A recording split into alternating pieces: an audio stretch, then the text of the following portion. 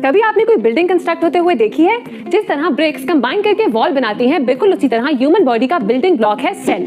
ये sales combine करके tissue बनाते हैं, बिल्कुल उसी तरह जिस तरह ब्रिक्स कंबाइन करके दीवार बनाती हैं। अगर दीवारें आपस में जुड़ जाएं तो एक कमरा बन जाता है, बिल्कुल इसी तरह टिश्यूज आपस में कंबाइन करके एक ऑर्गन बनाते हैं।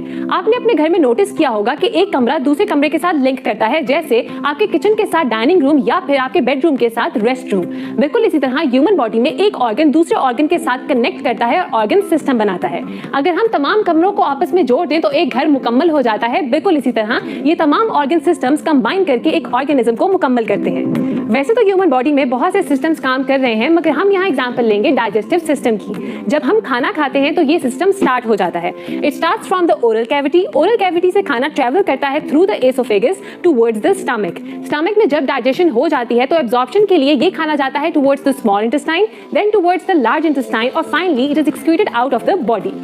इन प्रोमिनेंट ऑर्गन्स के अलावा और भी ऑर्गन्स हैं जो कि सिस्टम में अपना रोल प्ले करते हैं, जैसे लिवर, पैनक्रियाज या फिर गॉल ब्लैडर। आपने देखा कि किस तरह से डिफरेंट ऑर्गन्स ने आपस में कनेक्ट करके एक पूरा सिस्टम बनाया। तो उम्मीद है कि आपको पता लग गया होगा कि लेवल्स ऑफ ऑर्गेनाइजेशन का सीक्वेंस क्या है। It starts from the smallest unit which is cell. Cells combine to form tissue. Tissues combine करते हैं to form an organ. Different organs आपस में कनेक्ट करके बनाते हैं सिस्टम, और अगर हम तमाम सिस्टम्स को आपस में मिला दें तो हमारे पास एक ऑर्गेनिज्म बन जाता है। So no matter how different we look from each other, we all possess the same levels of organization.